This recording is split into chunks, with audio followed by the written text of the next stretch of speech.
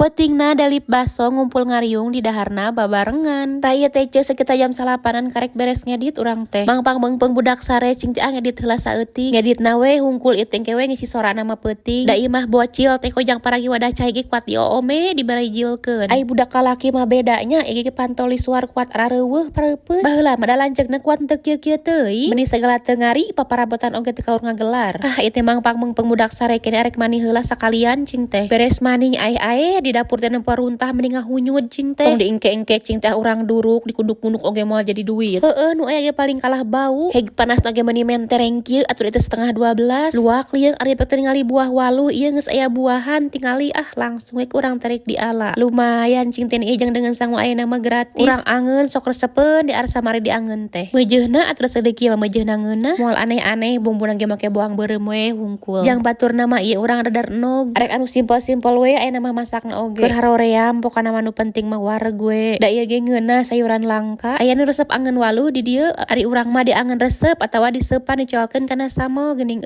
meninggalkeun ngeunah. Komo ieu mah heg waluhna oge pulen. Itu ge aya sabelah deui kerek diseupan tuh bocil oge gugah bobo entos ibak langsung mamam cenah meuni raos. Cuci mulutna ngadahar donat cenah mantap. Donat di pasar malam ieu teh ceuk ngeunah sia hipu. Lanjut ieu teh niang ka peutingna delip baso ieu teh jeung mie ayam. Bade meser ka pasar malam ieu teh boga kagidigna. Ieu we anu babari kari mencet di tetangga. Tadi nama da urang mah moal cing teh da wareg keneh geus dahar. Kan sia hayang mie ayam cenah jadi pesen we 2 porsi. Urang mah baso 2 jeung di arsa. Bapana mah jeung teteh aput teu sarua karesepna mie ayam. Di dua-duakeun pokona mah ieu mah pengiritan. Tapi da ieu mah aslina eusina medah meduh wareg di dahar kuduaan oge. Porsi 10-heun teh jaba ngeunah deui. Heg teh lana ge loba tinggal itu. Bocil oge kuat suruput tetunguyupan caina. Tuh lancukna kuat ramah bae di heg di saosan. Pokona mah ngeunah we lah sok lah ceuk gara ngabara raso.